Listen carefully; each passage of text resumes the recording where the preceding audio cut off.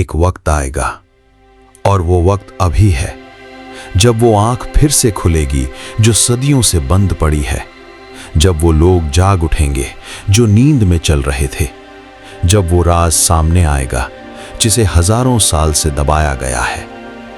और अगर तुम ये शब्द सुन रहे हो तो इत्तेफाक नहीं है, तुम यहां तक पहुंचे हो क्योंकि तुम उन्हीं में से एक हो।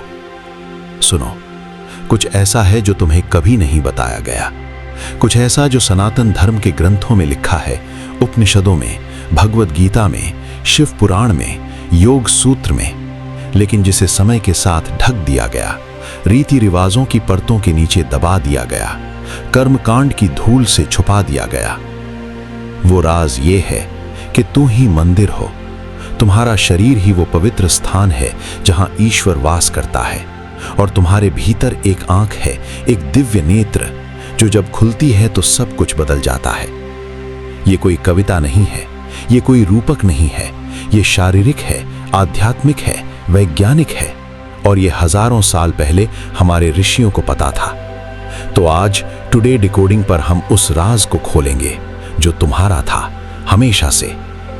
बस एक काम करो, सीधे बैठो, गहरी सांस लो और सुनते रहो, क्योंकि जो अगले 40 मिनट में होने वाला है वो तुम्हारी जिंदगी को पहले जैसा नहीं छोड़ेगा। हमारे ऋषियों ने हजारों साल पहले एक बात कही थी। कठोपनिषद में यम, मृत्यु के देवता, नचिकेता को एक रहस्य बताते हैं। वो कहते हैं, ना जायते म्रियते वा कदाचित। ये आत्मा ना कभी जन्म लेती है, ना कभी मरती है, ये शाश्वत है, अजर है, अमर है। लेकिन फिर सवाल उठता है, अगर आत्मा इतनी शक्तिशाली है तो हम इतने कमजोर क्यों महसूस करते हैं? अगर ईश्वर हमारे भीतर है तो हम उसे देख क्यों नहीं पाते? इसका जवाब है वो आंख। ऋग्वेद में एक मंत्र है जो हजारों साल पुराना है, तत्त्वम असि। वो तुम हो, वो परमात्मा, वो ब्रह्म, वो असीम चेतना, वो तुम हो। लेकिन इसे देखने के लिए एक अलग दृष्टि चाहिए, वो दृष्टि जो बाहर नहीं भीतर देखती है, और वो दृष्टि है तृतीय नेत्र, दिव्य चक्षु, आज्ञा चक्र। अब सुनो ये बात ध्यान से। शिव पुराण में लिखा है कि भगवान शिव के ललाट पर जो तीसरा नेत्र है वो सिर्फ उनका नहीं है, वो हर जीवात्मा में है। जब शिव ने अपना तृतीय नेत्र खोला तो कामदेव भस्म हो गया। क्यों? क्योंकि वो नेत्र सत्य को जलाता है, वो सब कुछ जलाता है जो झूठ है, जो माया है, जो भ्रम है। और वो नेत्र तुम्हारे भी भीतर है, बंद है, सोया हुआ है, लेकिन है। अब जरा सोचो, हर हिंदू देवता के चित्र में माथे पर कुछ न कुछ क्यों होता है?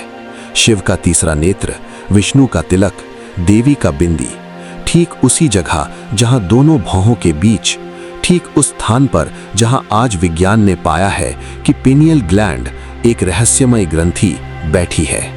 इत्तेफाक? नहीं, हमारे ऋषि जानते थे, उन्होंने उसे चिन्हित किया, उन्होंने उसे पूजा, और उन्होंने उसे जगाने की विधि भी लिखी। अब एक सवाल पूछो खुद से, मंदिर क्या है? तुम कहोगे पत्थर की दीवारें, गर्भगृह, घंटियां, धूप की खुशबू। लेकिन रुको, तैत्तरीय उपनिषद में लिखा है, अयम आत्मा ब्रह्म। ये आत्मा ही ब्रह्म है। और ये आत्मा कहां है? तुम्हारे भीतर, तुम्हारे इस शरीर में। तो अगर आत्मा ब्रह्म है और आत्मा तुम्हारे भीतर है तो सबसे पवित्र स्थान कौन सा है? तुम। भगवत गीता के अध्याय 18 में श्री कृष्ण अर्जुन से कहते हैं, ईश्वरः सर्वभूतानां हृद्देशे अर्जुन तिष्ठति। ईश्वर सभी प्राणियों के हृदय में वास करता है, हर एक के भीतर, बिना किसी अपवाद के। तो फिर हम मंदिर बाहर क्यों खोजते हैं? सुनो, बाहर के मंदिर गलत नहीं है, वो भी जरूरी है, लेकिन जब तक तुम भीतर के मंदिर को नहीं जानते, बाहर के मंदिर में सिर्फ एक दर्शनार्थी रहोगे। और जब भीतर का मंदिर जाग जाए तो हर जगह मंदिर है। अब देखो हमारे मंदिरों की संरचना को। हिंदू मंदिर में एक खास योजना होती है, शास्त्रों में इसे वास्तु पुरुष मंडल कहते हैं। बाहर का प्रांगण, फिर अर्ध मंडप, फिर मंडप, फिर अंतराल, और फिर गर्भगृह, जहां अंधेरा होता है, जहां सिर्फ दीपक जलता है, जहां देवता विराजमान है। अब इसे अपने शरीर से मिलाओ। बाहर की दुनिया वो बाहरी प्रांगण है, तुम्हारी इंद्रियां वो द्वार है जिनसे तुम भीतर जाते हो, तुम्हारा हृदय वो वेदी है जहां भक्ति जलती है, तुम्हारी रीढ़ वो ध्वज स्तंभ है जो धरती से आकाश को जोड़ता है, और तुम्हारा मस्तिष्क ठीक उसके केंद्र में वो गर्भगृह है जहां पीनियल ग्लैंड बैठी है, जहां दिव्य नेत्र सो रहा है। यही वो स्थान है जहां शिव का तीसरा नेत्र है, तुम्हारे भीतर। अभी अपने हाथ को छाती पर रखो, दिल की धड़कन महसूस करो और मन ही मन कहो, मैं मंदिर हूं। दोबारा, मैं मंदिर हूं, क्योंकि यही सत्य है। अब वो सवाल जो शायद तुम्हारे मन में उठ रहा है, अगर हम मंदिर हैं, अगर भीतर दिव्य नेत्र है, तो फिर ये किसने छुपाया, ये किसने बुझाया? जवाब सुनो। बृहदारण्यक उपनिषद में एक संवाद है। राजा जनक अष्टावक्र ऋषि से पूछते हैं, ज्ञान कहां मिलेगा? और अष्टावक्र कहते हैं, तुम्हारे भीतर। लेकिन तुम बाहर इतने व्यस्त हो कि भीतर जाने का वक्त ही नहीं। यही हुआ है हमारे साथ।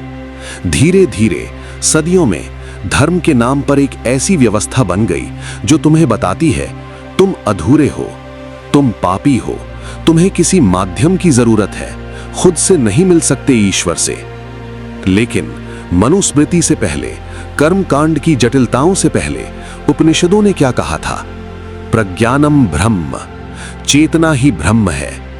तुम्हारी चेतना, तुम्हारी जागरूकता, तुम्हारा बोध, ये 4 महावाक्य है जो वेदों का सार है। और ये चारों एक ही बात कहते हैं, तुम और परमात्मा अलग नहीं हो। तो फिर किसने कहा कि अलग हो? किसी ने, और उनका कारण था नियंत्रण। जब तक तुम ये मानते हो कि ईश्वर बहुत दूर है, तब तक तुम किसी के मोहताज हो। लेकिन जब तुम जान जाते हो कि ईश्वर तुम्हारे भीतर है, तो तुम्हें किसी मध्यस्थ की जरूरत नहीं। और ये खतरनाक है व्यवस्था के लिए। इसीलिए तांत्रिक ग्रंथों को दबाया गया, नाथ योगियों की परंपरा को हाशिए पर धकेला गया, कबीर को पागल कहा गया, रामकृष्ण परमहंस को भ्रमित कहा गया, क्योंकि ये सब लोग एक ही बात कह रहे थे, ईश्वर भीतर है और तुम उसे सीधे पा सकते हो। लेकिन वो ज्ञान नष्ट नहीं हुआ, वो छुपा है, और आज टुडे डिकोडिंग पर वो फिर से सामने आ रहा है। अभी एक पल के लिए आंखें बंद करो और खुद से पूछो, अगर मैं सच में मंदिर हूं तो मेरी जिंदगी कैसी होगी? बस पूछो, जवाब मत ढूंढो अभी। अब विज्ञान की बात करते हैं। तुम्हारे मस्तिष्क के ठीक केंद्र में दोनों गोलार्धों के बीच एक छोटी सी ग्रंथि है, आकार में मटर के दाने जितनी, आकृति में शंकु के जैसी, एकदम देवदार के शंकु जैसी। इसे कहते हैं पीनियल ग्लैंड। अब यह दिलचस्प है, शिव पुराण में शिवलिंग का वर्णन है, वो लिंग जो बिंदु से उत्पन्न होता है, शंकु के आकार का, ब्रह्मांड का केंद्र, चेतना का उद्गम। और पीनियल ग्लैंड शंकु के आकार की मस्तिष्क के केंद्र में। संयोग? अब और सुनो। विज्ञान कहता है पीनियल ग्लैंड में वही प्रकाश संवेदी कोशिकाएं होती हैं जो हमारी आंखों में होती हैं, फोटो रिसेप्टर्स जो प्रकाश को महसूस करती हैं। तुम्हारे मस्तिष्क के भीतर एक आंख है, एक असली आंख। भगवान ने तुम्हारे मस्तिष्क में एक आंख क्यों रखी जब तुम्हारे पास पहले से 2 आंखें हैं? जवाब वही है जो ऋषियों ने हजारों साल पहले दिया, क्योंकि वो आंख बाहर की दुनिया को नहीं देखती, वो भीतर की दुनिया को देखती है, वो परमात्मा को देखती है। और अब देखो, शाक्त परंपरा में देवी के माथे पर जो तीसरी आंख है वो ज्ञान की आंख है, दुर्गा का तेज है, जगदम्बा की शक्ति है। और तंत्र शास्त्र में आज्ञा चक्र जो भौहों के बीच स्थित है उसे गुरु का स्थान कहते हैं, जहां गुरु का आदेश आज्ञा उतरता है, जहां ज्ञान का प्रवेश होता है। पतंजलि के योग सूत्र में विभूति पाद में लिखा है, जब योगी भ्रूमध्य पर ध्यान लगाता है तो वो सिद्धि प्राप्त करता है, सूक्ष्म दृष्टि मिलती है, अदृश्य दिखता है। आधुनिक विज्ञान ने भी माना है पीनियल ग्लैंड डीएमटी जैसे पदार्थ उत्पन्न कर सकती है, जो गहरी ध्यान अवस्थाओं में, मृत्यु के निकट अनुभवों में और समाधि में अनुभव होने वाली प्रकाश की झलकियों से जुड़े हो सकते हैं। और ये ग्रंथि उम्र के साथ कैल्सिफाई होने लगती है, कठोर हो जाती है, बुझ जाती है। लेकिन क्यों? क्योंकि हम उसे जगाते नहीं, हम उसकी भाषा भूल गए हैं, हम ध्यान नहीं करते, हम भीतर नहीं जाते। लेकिन जो लोग ध्यान करते हैं, जो योगी हैं, उनकी पीनियल ग्लैंड सक्रिय रहती है। वो दृश्य देखते हैं, वो प्रकाश अनुभव करते हैं, वो सुनते हैं जो साधारण कान नहीं सुन सकते।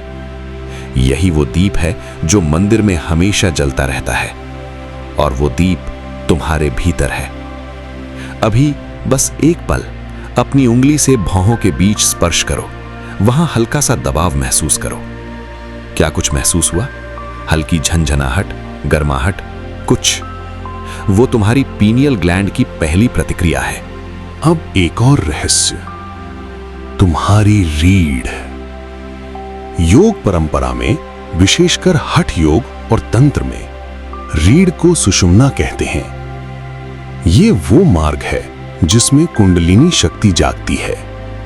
कुंडलिनी वो शक्ति जो मूलाधार चक्र में, तुम्हारी रीढ़ के सबसे निचले हिस्से में सर्पिल रूप में सोई हुई है। जब वो जागती है तो चक्रों को भेदते हुए ऊपर उठती है, और जब वो सहस्त्रार, मस्तिष्क के शीर्ष तक पहुंचती है, तब समाधि होती है। शिव पुराण में लिखा है, शिव और शक्ति का मिलन जब सहस्त्रार में होता है, तब मोक्ष मिलता है। और यही है तुम्हारी रीढ़ का रहस्य। ये सिर्फ हड्डियों का ढांचा नहीं है, ये धरती और आकाश के बीच का सेतु है। ये मूलाधार से सहस्त्रार तक की यात्रा है। ये तुम्हारे भीतर का मोक्ष मार्ग है। और जब कुंडलिनी उठती है, जब वो आज्ञा चक्र, पीनियल ग्लैंड तक पहुंचती है, तब वो दिव्य नेत्र खुलता है। अब एक महत्वपूर्ण बात, घेरंड संहिता में, जो हठ योग का प्रमुख ग्रंथ है, एक तकनीक है, शांभवी मुद्रा, जिसमें दृष्टि को भ्रू मध्य पर स्थिर करते हैं, भीतर की ओर, ऊपर की ओर। और ऋषि कहते हैं, इस मुद्रा से जो देखता है वो देवताओं को भी दुर्लभ है। वो क्या देखता है? वो स्वयं को देखता है, असली स्वयं को, आत्मा को, जो हमेशा से प्रकाश है। अभी बस कुछ सेकंड सीधे बैठो, अपनी रीढ़ को सीधा रखो और महसूस करो जैसे रीढ़ के भीतर एक ऊर्जा धीरे धीरे ऊपर उठ रही है, धरती से आकाश की ओर, तुम्हारे भीतर से ब्रह्म की ओर। अब एक ऐसा रहस्य जो तुम्हें झकझोर देगा। मांडूक्य उपनिषद, जो सबसे छोटा लेकिन सबसे गहरा उपनिषद माना जाता है, वो 4 अवस्थाओं की बात करता है। जागृत, जागने की अवस्था, जब हम बाहरी दुनिया में होते हैं। स्वप्न, सपने की अवस्था। सुषुप्ति, गहरी नींद। और चौथा तुरीय, जो तीनों से परे है, और तुरीय ही ब्रह्म है। अब सुनो ये कमाल की बात। हर रात जब तुम सोते हो, तुम एक छोटी मृत्यु का अनुभव करते हो। चेतना शरीर से अलग होती है, और फिर सुबह जब जागते हो, एक छोटा सा पुनर्जन्म। कठोपनिषद में यम नचिकेता से कहते हैं, नींद और मृत्यु एक ही सत्ता के 2 चेहरे हैं, और जो नींद के रहस्य को जान लेता है, वो मृत्यु को भी जीत लेता है। और वो रहस्य कौन जानता है? जिसका पीनियल ग्लैंड, दिव्य नेत्र, सक्रिय है, क्योंकि वही वो द्वार है जो नींद में खुलता है। वही वो चैनल है जिससे आत्मा शरीर से बाहर और भीतर जाती है। इसीलिए योगी कहते हैं, समाधि नींद नहीं है, लेकिन नींद से भी गहरी है। समाधि मृत्यु नहीं है, लेकिन मृत्यु से भी परे है। और ये अवस्था तुम भी पा सकते हो। हर रात जब सोने जाओ, एक काम करो, बाहों के बीच अपनी दृष्टि को लगाओ, आंखें बंद करके, और मन में धीरे से कहो, मैं जागूंगा, सिर्फ नींद से नहीं, हर भ्रम से। और सुबह जब आंख खुले, पहला विचार ये हो, मैं फिर से जन्मा, क्योंकि तुम सच में जन्मे हो। हर सुबह एक नई सुबह है, एक नया अवसर, एक नया जागरण। अब वो पल आ गया है, ज्ञान से अनुभव की ओर। अगर तुम किसी सुरक्षित जगह पर हो तो अभी आंखें बंद करो, सीधे बैठो, रीढ़ सीधी, गहरी सांस लो, छोड़ो। अब अपनी चेतना को ले जाओ भौहों के बीच भीतर, गहरे मस्तिष्क के केंद्र की ओर। वहां एक छोटी सी लौ की कल्पना करो, सुनहरी, शांत, धीरे से कांपती हुई। जबरदस्ती मत करो, बस देखो। सांस लो, लौ थोड़ी बड़ी होती है। सांस छोड़ो, प्रकाश फैलता है। अब वो प्रकाश धीरे धीरे फैलने लगा, सिर में, गले में, हृदय में। अहम ब्रह्मास्मि, मैं ब्रह्म हूं। वो प्रकाश अब पूरे शरीर में है, सिर से पैर तक, हर कोशिका में, हर सांस में। और अब वो प्रकाश तुम्हारी त्वचा से भी बाहर है, तुम्हारे चारों ओर। तुम मंदिर हो, दीपक जल रहा है और प्रकाश फैल रहा है। अब धीरे से मन में या जुबान से कहो, मैं जाग रहा हूं, दिव्य नेत्र खुल रहा है। मैं ही वो प्रकाश हूं जिसकी मुझे तलाश थी। गहरी सांस लो और आंखें खोलो। जो तुमने अभी अनुभव किया वो विजुअलाइजेशन नहीं था, वो जागरण की पहली दस्तक थी। और एक बार ये दरवाजा खटखटाया जाए तो ये बंद नहीं होता। तुम इतनी दूर तक आए, यह इत्तफाक नहीं है।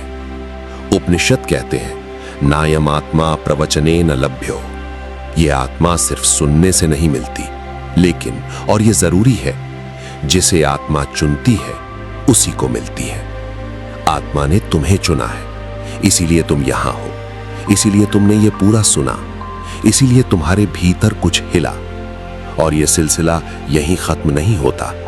टुडे डिकोडिंग पर हम ऐसे ही राज खोलते रहेंगे जो वेदों में है, उपनिषदों में है, तंत्र में है, पुराणों में है, और जिन्हें आधुनिक विज्ञान भी धीरे धीरे स्वीकार कर रहा है। अगर आज कुछ महसूस हुआ, कोई झंझनाहट, कोई गर्माहट, कोई भीतरी हलचल, तो कमेंट्स में लिखो, दीपक जल गया। ये 3 शब्द एक संकेत है, खुद के लिए, उन सब के लिए जो इसी राह पर है। चैनल को सब्सक्राइब करो, इसलिए नहीं कि एल्गोरिदम को खुश करना है, बल्कि इसलिए कि हर नई वीडियो एक नई चाबी है और हर चाबी एक नया द्वार खोलती है। इस वीडियो को उस इंसान के साथ शेयर करो जो सोया हुआ है, जो ढूंढ रहा है, जो महसूस करता है कि कुछ और भी है, लेकिन क्या है वो जानता नहीं। याद रखो जो आज यहां कहा गया, तुम अधूरे नहीं हो, तुम पापी नहीं हो, तुम किसी माध्यम के मोहताज नहीं हो, तुम मंदिर हो। दीपक तुम्हारे भीतर है और वो दीपक अभी